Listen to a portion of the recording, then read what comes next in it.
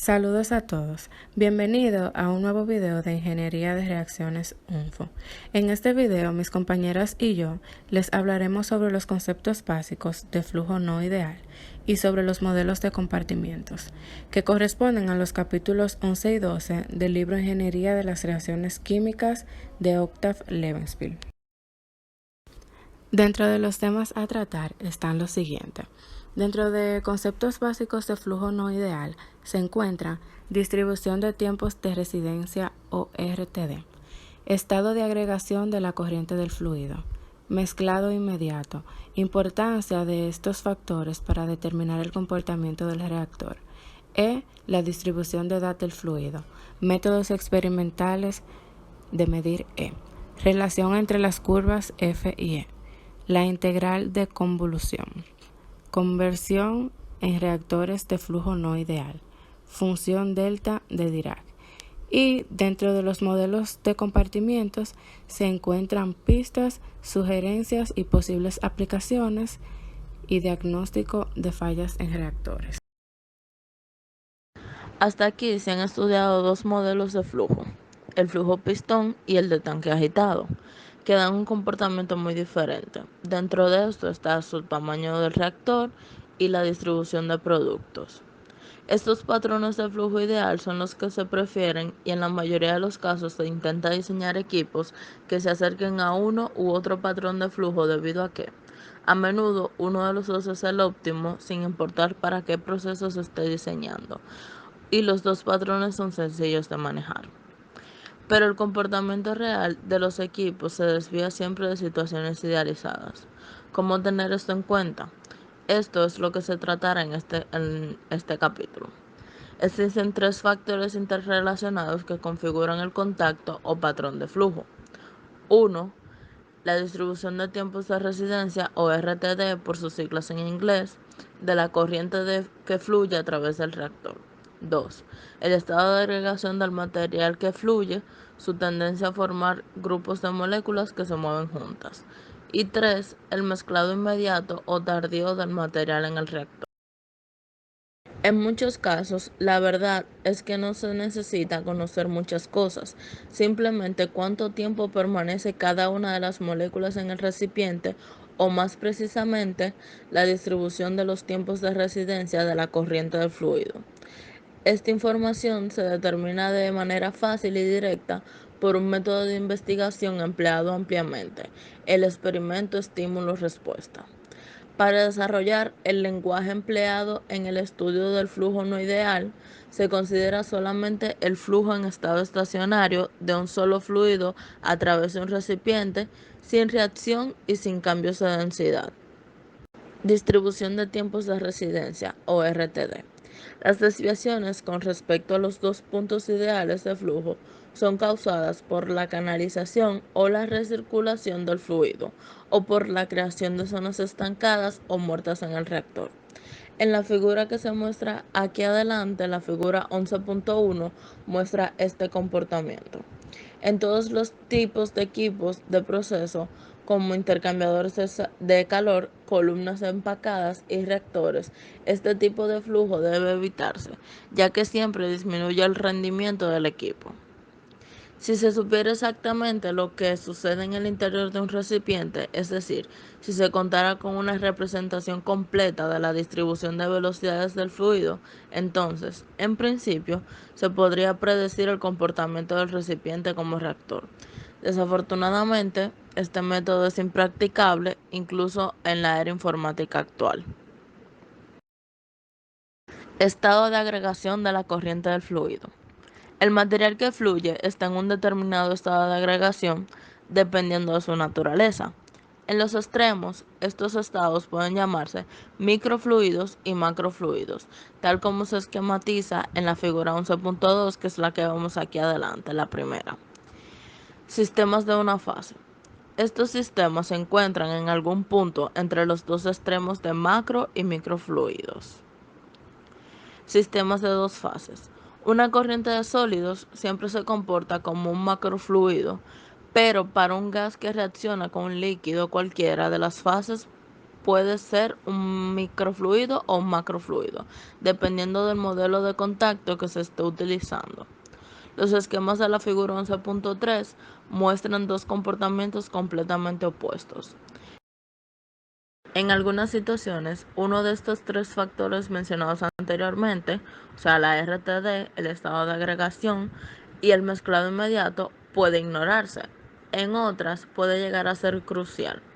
Frecuentemente, mucho depende del tiempo de reacción, del tiempo de mezclado y del tiempo de permanencia en el recipiente. Mezclado inmediato. Los elementos de fluido de una sola corriente pueden mezclarse entre sí cuando fluyen a través del recipiente, ya sea de inmediato o más tarde, como por ejemplo podemos ver en la primera figura, la 11.4. De ordinario, este factor no tiene un gran efecto sobre el comportamiento general de una sola corriente de fluido. Sin embargo, resulta muy importante para un sistema de dos corrientes entrantes de reactivo. Por ejemplo, en la figura 11.5, como podemos verlo ahí. La distribución de edad del fluido. Es evidente que a los elementos del fluido que siguen diferentes caminos a lo largo del reactor les podría tomar tiempos diferentes en pasar a través de él. La distribución de estos tiempos en la corriente de fluido que sale del recipiente se denomina distribución de la edad de la salida, E, o distribución de tiempos de residencia, RTD, del fluido. E tiene unidades de tiempo a la -1. Es conveniente representar la RTD de tal manera que el área bajo la curva sea la unidad, o sea, la integral definida de 0 hasta infinito de E por el diferencial de tiempo será igual a 1. Este procedimiento se denomina normalización de la distribución, mismo que se ilustra en la figura 11.6, esa gráfica que vemos ahí, la curva E. Es bueno tener en cuenta una restricción de la curva E, que el fluido solo entra y sale una vez del recipiente.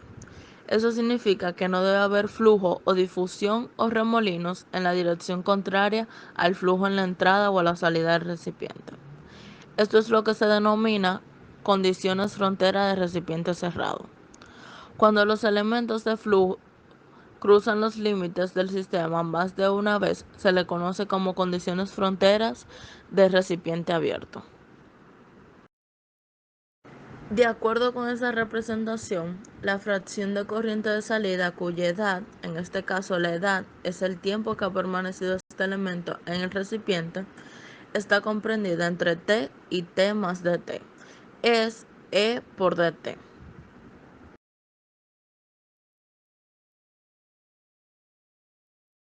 La fracción con edad menor, o sea la más joven, a t sub 1 es la integral definida de 0 a t sub 1 de E por dt.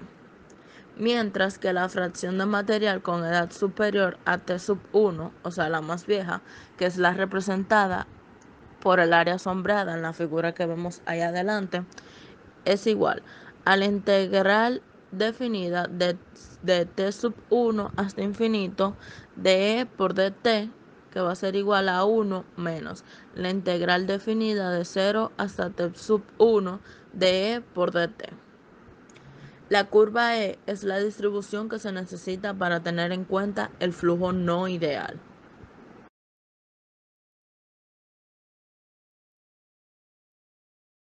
Yo les voy a hablar sobre los métodos experimentales no químicos de medir E. El método más simple y directo de encontrar la curva E utiliza un rastreador físico o que no reacciona. Sin embargo, para propósitos especiales se podría querer utilizar un rastreador reactivo. El rastreador no reactivo se puede utilizar en una gran variedad de elementos, como podemos ver en la figura 11.17. Debido a que los experimentos en impulso y en escalón son más fáciles de interpretar que los periódicos y aleatorios, aquí se consideran los dos primeros.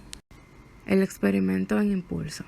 Encontrar la curva E para un recipiente de volumen B por metros cúbicos, a través de la cual fluyen B por metros cúbicos entre segundos, se introducen instantáneamente unidades de rastreador en la que la corriente dé entrada al recipiente y se mide la concentración tiempo del rastreador que abandona el recipiente. A esto se le llama curva concentración-impulso.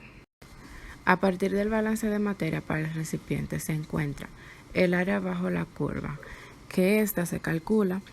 El área es igual a la integral de 0 a x de la concentración con respecto al tiempo, que es también igual a la sumatoria de todos los números comprendidos en el producto de la concentración y la diferencia del tiempo, que también es igual a la masa entre el volumen. Media de la curva. Esta se calcula.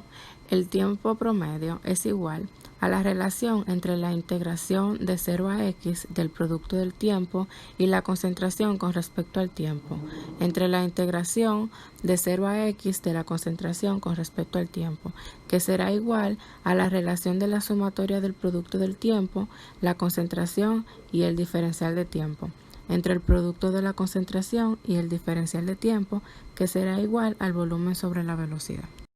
Para encontrar la curva E a partir de la curva C impulso, se ha de cambiar simplemente la escala de concentración, de forma que el área bajo la curva sea la unidad. Así que simplemente dividir las lecturas de concentración por masa entre volumen, como se muestra en la figura 11.9. E es igual a C impulso entre M sobre B. Experimento en escalón. Considerar que B por metros cúbicos entre segundos de una corriente de fluido pasa a través de un recipiente de volumen. Ahora bien, cuando el tiempo es 0, se cambia de fluido ordinario a un fluido que tiene una concentración de rastreador. Eso sería una concentración máxima. Y se mide la concentración del rastreador de salida, que sería la concentración escalón, contra el tiempo, como se muestra en la figura 11.11. Relación entre las curvas F y E. Para relacionar estas dos curvas consta de imaginar un flujo en estado estacionario de un fluido blanco en el instante que el tiempo es igual a 0. Cambiar el fluido rojo y registrar la concentración en el fluido de salida. Esto es en la curva F. En cualquier tiempo mayor que 0, el fluido rojo y solo el fluido rojo en el que la corriente de salida tiene una edad menor al tiempo. Por lo tanto, fracción de fluido rojo en la corriente de salida es igual a la fracción de la corriente de salida con edad inferior al tiempo. La integral de convolución. Vamos a suponer que se introduce en un recipiente un disparo de una señal de rastreador de la corriente de entrada contratiempo, como se muestra en la figura. La señal se modificará al pasar a través del reactor para dar una señal de salida que se llamará corriente de salida contratiempo. Como el flujo, con su distribución de tiempos de residencia, por sus siglas en inglés conocida por RTD, particular es la que origina esta modificación, se relaciona la corriente de entrada con la salida adimensional y la corriente de salida. Entonces se puede decir lo siguiente, que el rastreador que sale en el rectángulo B es igual a todo el rastreador que entra en la T' en segundos antes de que el tiempo y que permanece en el recipiente un tiempo que se denomina T'. El rectángulo estrecho A representa el rastreador que entra en T' segundos antes que el tiempo. En función de ese rectángulo, la ecuación anterior puede escribirse de la siguiente forma. El rastreador que sale en el rectángulo B es igual a la sumatoria del producto del rastreador en el rectángulo A por la fracción del rastreador en A que permanece en el recipiente T' en segundos. En esta figura podemos apreciar gráficamente todo lo que hemos explicado anteriormente, que es la figura 11.15, que es un esquema que muestra la deducción de la integral de convolución. Utilizando símbolos y tomando límites, contrayendo los rectángulos, dicho en otras palabras, se obtiene la relación buscada que se denomina integral de convolución, que será igual a la corriente de salida con respecto al tiempo, que ésta será igual a la integral definida desde 0 a t de la corriente de entrada por el tiempo menos t' por la salida dimensional con respecto a t' por un diferencial de t'. Se puede demostrar que esta ecuación es equivalente a la corriente de salida con respecto al tiempo, que será igual a la integral definida, evaluada desde 0 hasta t, de la corriente de entrada con respecto a t' por la salida adimensional por la diferencia de tiempo menos t', por un diferencial de t'.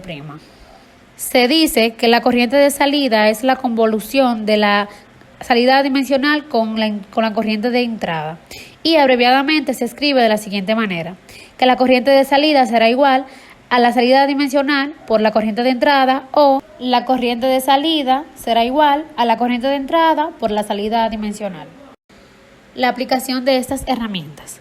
Para ilustrar el empleo de estos procedimientos matemáticos, es recomendable considerar 3 unidades de flujo independiente, que se llamarán A, B y C en este caso, que deben estar cerradas y conectadas en serie. Para apreciarlo de una manera más clara, aquí se presenta la figura 11.16, que en esta se puede apreciar la modificación de una señal de entrada de rastreador al pasar a través de 3 regiones consecutivas. Si se mide la señal de entrada y se conocen las funciones de distribución de las edades a la salida, EA, EB y EC, entonces la corriente 1 es la convolución de la salida dimensional en A con la corriente de entrada, y así sucesivamente. Y se puede decir entonces que la corriente 1 será igual a la corriente de entrada por la salida dimensional en A, la corriente 2 sería igual a la corriente 1 por la salida dimensional en B, y la corriente de salida será igual a la corriente 2 por la salida dimensional en C. Que al combinar estas ecuaciones da como resultado la siguiente: que la corriente de salida será igual a la corriente de entrada por la salida dimensional en A, por la salida dimensional en B y la salida dimensional en C. Conversión en reactores de flujo no ideal. Para evaluar el comportamiento de un reactor es necesario conocer en general 4 factores. El primero es la cinética de la reacción. El segundo, la distribución de tiempos de residencia del fluido en el reactor. El tercero, el mezclado inmediato o tardío del fluido en el reactor. Y el cuarto, si el fluido es un micro o macrofluido. Para considerar el mezclado inmediato y el mezclado tardío de un microfluido, se debe considerar los 2 patrones de flujo que se representan en la figura 11.17 para un reactor en el que se produce una reacción de segundo orden. En la parte A de la figura, el reactivo comienza con una concentración alta y desaparece rápidamente debido a que N es mayor que 1. En la parte B de la figura, la concentración cae rápidamente, puesto que la velocidad de reacción disminuye más rápidamente que la concentración. Por esto se terminará con una conversión menor. Así, para macrofluidos se puede decir que un mezclado tardío favorece la reacción cuando N es mayor que 1. Y un mezclado inmediato pequeño favorece la reacción con un N menor que 1. Para macrofluidos, imaginar pequeños agregados de fluido que permanecen dentro del reactor durante diferentes intervalos de tiempo, dados por la función E. Cada agregado reacciona como un pequeño reactor intermitente y, en consecuencia, los elementos del fluido tendrán diferentes composiciones. Así, la composición promedio en la corriente de salida deberá tener en cuenta estos 2 factores, la cinética y la distribución de tiempos de residencia. Dicho de otra manera, sería que la concentración media del reactivo en la corriente de salida será igual a la sumatoria de la concentración del reactivo que permanece en un elemento de edad comprendida entre T y T más dt por la fracción de la corriente de salida con edad comprendida entre T y T más dt. En símbolos, lo anterior se transforma en las ecuaciones que se presentan a continuación, que pueden reordenarse para obtener en función de la conversión o una forma adecuada para la integración numérica. La función delta de Dirac. Una función E que podría desconectar es la que presenta el flujo pistón, la cual se llama función delta de Dirac y se simboliza por delta en función del tiempo menos T0, que simplemente indica que el impulso ocurre cuando el tiempo es igual al tiempo cero. Las 2 propiedades de esta función que se necesitan conocer son las siguientes. El área bajo la curva, que sería igual a la integral definida, evaluada desde 0 hasta infinito, de delta de Dirac con respecto al tiempo, que será igual a 1. Y cualquier integración con una función delta, que será igual a la integral definida desde 0 hasta infinito de delta de Dirac por una función de t con respecto al tiempo, que será igual a una función con respecto a t0. Modelos de comportamiento. Los modelos de flujo presentan diferentes grados de complejidad y en este sentido los modelos de comportamiento que se estudian en este capítulo son la etapa que sigue a los modelos más simples, aquellos que se supone que incorporan los extremos de tanque agitado o flujo pistón. En los modelos de comportamiento se consideran el recipiente y el flujo a través de él como sigue. Por ejemplo, en volumen total, que está compuesto por BP, que es la región de flujo pistón, BM, región tanque agitado, en sucesivamente BA, que es el volumen activo, y dando como desecho a BD, región muerta o estancada dentro del recipiente. Tenemos también el flujo total, que está BA, flujo activo, que pasa a través de las regiones de tanque agitado y flujo pistón. BB, que es flujo bypass, y BR, flujo de recirculación.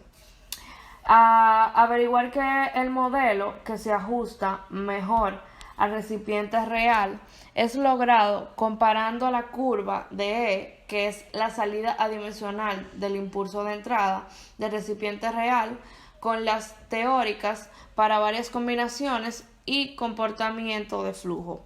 Por supuesto, este no será perfecto, sin embargo, los modelos de este tipo son a menudo una aproximación razonable al recipiente real. Pistas, sugerencias y posibles aplicaciones. En eso estaremos trabajando con 3 subtemas, diciendo el primero que dice que si se conoce M, que son los kilogramos del rastreador introducido en el impulso, es posible hacer una comprobación con el balance de materia. Recordamos que M es igual a B, dando así, se ha dicho, es la área de la curva.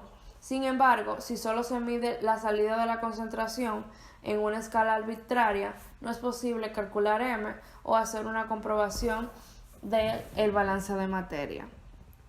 Dicho esto, viendo las gráficas mostradas en el slide, se pueden ver los diferentes comportamientos en los flujos pistones y los tanques agitados unidos entre sí. Por ejemplo, flujo pistón, tanque agitado, ya trabajando en serie y así sucesivamente. En la tercera imagen podemos ver cómo trabaja el flujo pistón entre tanque agitado y ver, o sea, cualquiera de los dos, ver los arreglos. Y por último, ver las propiedades de las curvas de los decaimientos exponencial del rastreador, teniendo aquí dicha pendiente inicial y viendo cómo trabaja el área de la curva. Dando inicio al segundo, se dice que se debe conocer tanto el volumen como el flujo volumétrico, si se quiere evaluar apropiadamente todos los elementos de un modelo, incluyendo los espacios muertos. Si solo se mide el tiempo de retención de un reactor absoluto, no podemos calcular el volumen de estas regiones estancadas y debemos ignorarlas en la búsqueda de un modelo, dando así a dicha imagen que si el recipiente real tiene espacios muertos, por ejemplo, el tiempo de retención de un reactor absoluto es menor al tiempo de retención del reactor, donde el tiempo de retención es igual al volumen entre el flujo volumétrico. Si el recipiente real no tiene espacios muertos, el tiempo de retención del reactor absoluto es igual al tiempo de retención, donde el tiempo de retención absoluto es igual al volumen activo entre el flujo volumétrico.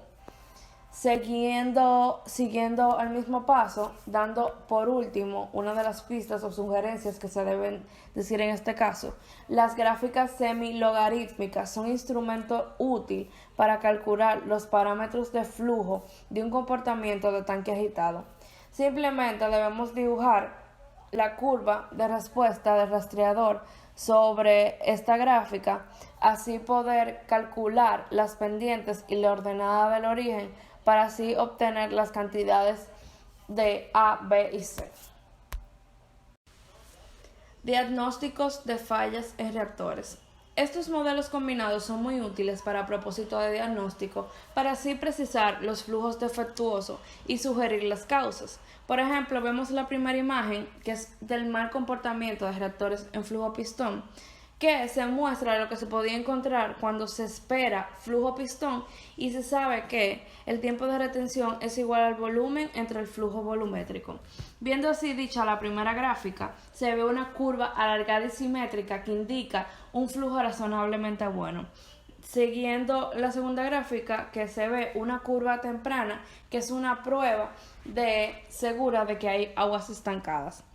Siguiendo las gráficas, se ve la tercera, múltiples picos que van disminuyendo su altura a intervalos regulares que indican una gran recirculación interna. Siguiendo así la cuarta gráfica, se ven picos dobles que se deben a los flujos en caminos paralelos, que esto indica que hay canalización, y por último una curva tardía. Si el rastreador sale retrasado, se tiene una situación intrigante, ya que el balance de materia que diste que esto no es posible puede tener únicas explicaciones que son: 1. No se ha medido correctamente el volumen o el flujo volumétrico; 2. El rastreador no es inerte; y 3. La suposición del recipiente cerrado no se cumple. Siguiendo así a la última imagen, esta trata del mal comportamiento de reactores en tanque agitado, viendo la primera gráfica, que esta es la ideal porque tiene un flujo razonablemente bueno, siguiendo con la segunda, que se ve un retraso en el tiempo, indicando que un flujo pistón en serie con tanque agitado, el tubo de entrada es demasiado largo, por lo tanto tiene líneas hacia el registrador demasiadas largas. Siguiendo así en la tercera gráfica, que se ve una circulación interna lenta que sugiere que hay un movimiento lento de fluido o mezclado no adecuado o un efecto de tubo arrastre. Siguiendo aquí con la cuarta gráfica, que se ve una curva temprana que indica flujos estancados. Siguiendo así la quinta gráfica, se ve una curva tardía que indica que o el flujo volumétrico o el volumen se han medido incorrectamente o que el rastreador no es inerte. Y por último se ve un pico temprano puntiagudo que indica como un cortocircuito de la entrada a la salida. Esto es